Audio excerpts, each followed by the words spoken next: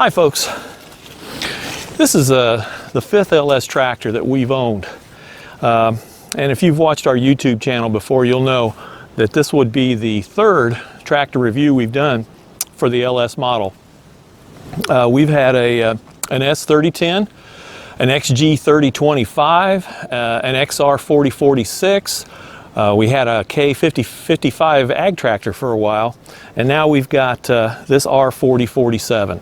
So now, before you think that I'm a homer for LS or one of their underground salesmen, I'm not. I just like these. I've got Kubotas, I've had Mahindra, New Holland, and various other model tractors, so I'm familiar with the brands. I just keep getting drawn back to the LS model. Now this one's got about 130 hours on it. We got this tractor early in the summer, and so it's not clean. I didn't wipe it down. It's full of clay and dirt. It's been worked, and that's the way I want to show it. And what I'm going to do is I'm going to give you the specs and some information that you may already know or may not, and then I'll follow that up with by sharing some of my opinions. I'm back here today. We've got some dead trees that have fallen across the trails, and I've been skidding them out, cutting them up, and then loading them onto our carryall. So I was hoping to find some level ground in order to do this segment, but it looks like this is the best it's going to get for now, so here we are. I'm going to start from the front and just work my way back. This has a 72-inch bucket on the front, and it's got the quick detach system so that you can drop this bucket, put forks on, whatever you want to do. I've got a pair of 48-inch forks that I put on this quite a bit, and it really like that. Has the leveling system right here that's already added. The tractor itself weighs about 3,800 pounds. Now that's without the loader. The loader's about 1,100 pounds, so these two in combination, you're at about 5,000 pounds. This has a 2.5 Mitsubishi motor, 4-cylinder, liquid cooled, of course, 50 amp charging system. It makes about 47 horsepower. Now the specs say at the PTO you're at about 41. Now 5,000 pounds back here makes a big difference over some of the 30 horse tractors that I've used when it comes to dragging logs and loading heavy amounts of material in the bucket or on the back. I've pulled trees before where the tractor starts to get a little tippy, especially if you don't have ballast or loaded tires. This one really has been comfortable back here, and I've tried to level the camera, but we're on an angle right next to my creek. So anyway, let's pop the hood. So the lever for the hood release is right here. It's on the right front side of the tractor. You just pull it back like that, just like the little picture shows you. It's got a hydraulic cylinder which will lift it up pretty much by itself. Now as you can see, it's dirty under here too for 130 hours. We've been working this tractor pretty hard for the last 3 to 4 days. Haven't had time to power wash it. It's been getting pretty cold. So you can see a lot of the clay. We've been moving some dirt from around our pond is around here. I'm gonna have to blow out the screen here shortly. Anyway, overflow tank, alternators right here, oil filter over here. I mean, this is just, LS's make these really pretty easy to work on. I mean, if you're not comfortable with this, you can certainly take it to the dealership, but you don't have to. Starter over here, power steering, coolant hoses, water pump, everything's pretty straightforward. Air filter, radiator. Now I will tell you, and this is one of the reasons, because if you've watched these videos before, you may say, well, why did you get rid of the 4046 and you got a 4047 now? Well, I'll tell you. They've been making this 4047 since 2011, and my 4046 was brand new. However, it had the Tier 4 engine in it, and I had the emissions control set up all in here, and never gave me any problems. But here's what it did. It regened on me every 4 to 10 hours. It just was constant. And what that meant is, for it to go through that cycle, I had to let it sit and run. Well, it kind of defeats the purpose. If you got to let it sit there and roll up hours and burn fuel, so that it can reburn the fuel that you've already had in there and therefore create a cleaner environment, I suppose. Seems like an oxymoron to me. So anyway, this one is pre-emissions. This is a 2014 model. I don't have that stuff on there, and that, honest to goodness, is the only reason that I really have this today, but I'm glad I did. Now, this one is a 16-speed synchro shuttle transmission versus the hydrostat that I had on the other one. Makes no difference to me.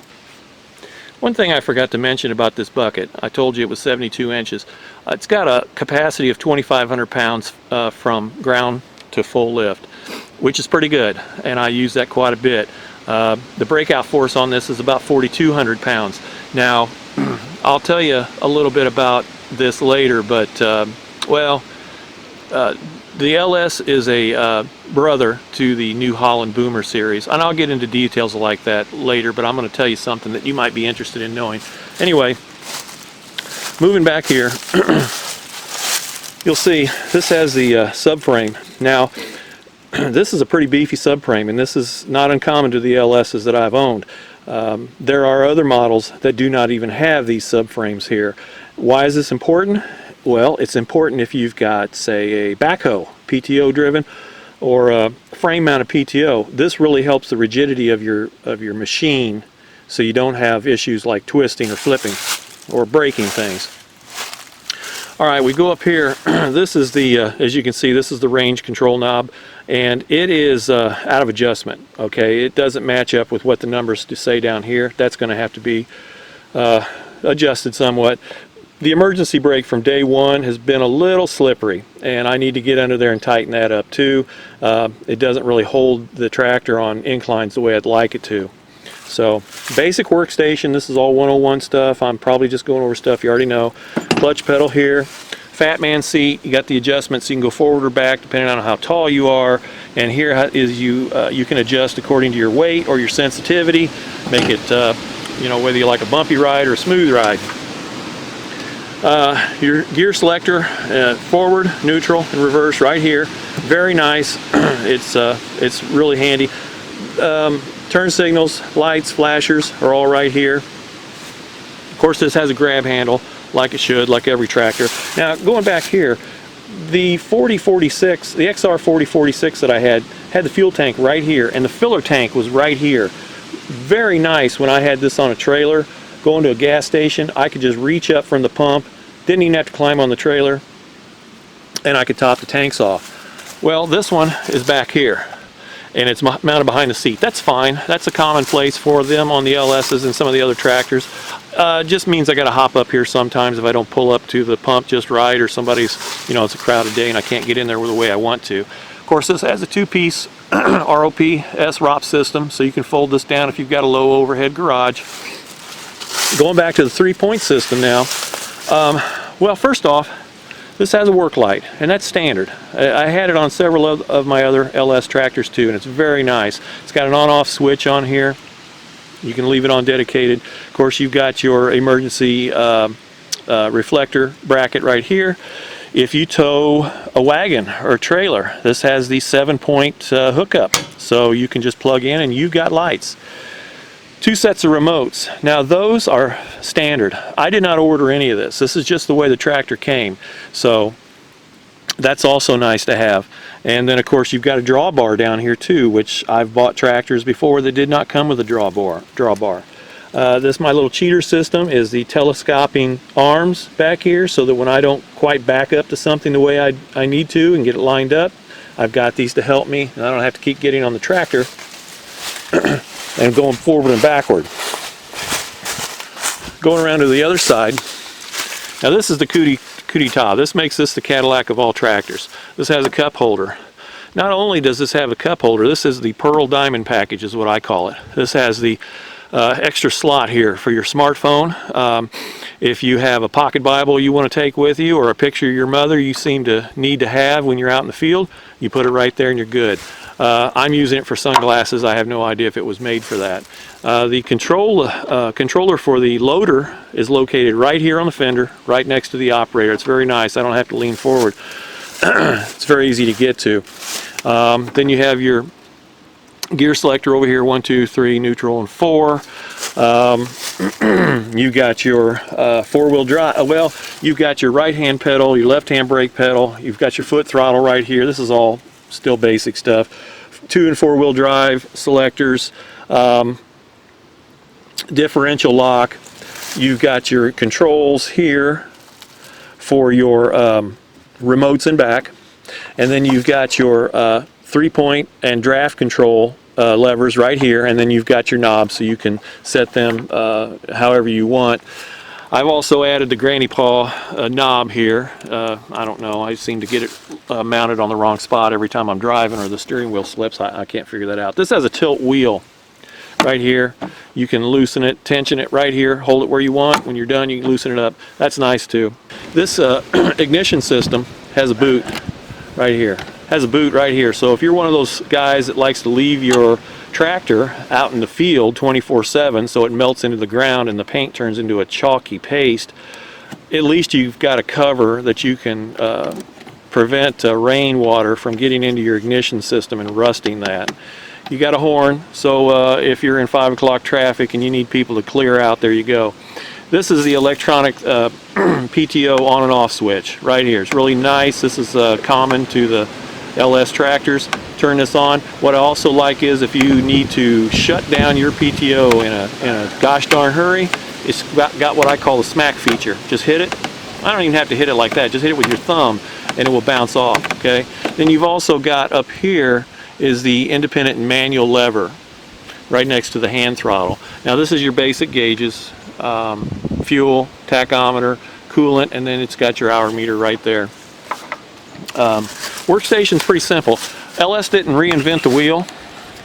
You know, they just made it smoother and really nice and pleasant, and it's user friendly. That's what I like about the tractor. It's really user friendly. So I mentioned earlier, I'm going to have to make some adjustments to the gear shifter here and the emergency brake. But of all the LS tractors I've had, I've probably put over 500 to 600 hours easily on the units. And my total maintenance has involved a thermostat on one and a loose lock nut on the loader control lever on another. And that's been it. As you can tell, I'm working this. Now I power wash it and it's stored inside, but it's not babied. This is a workhorse tractor. Now I had mentioned earlier I wanted to say something about the loaders on these. LS is a clone of the New Holland Boomer series. As a matter of fact, the Boomer 50 is pretty much an LS R4047. So is the Case International 50B. They just rebrand them. LS is also responsible for Montana and McCormick tractors. They do a lot of work behind the scenes, and I didn't realize that.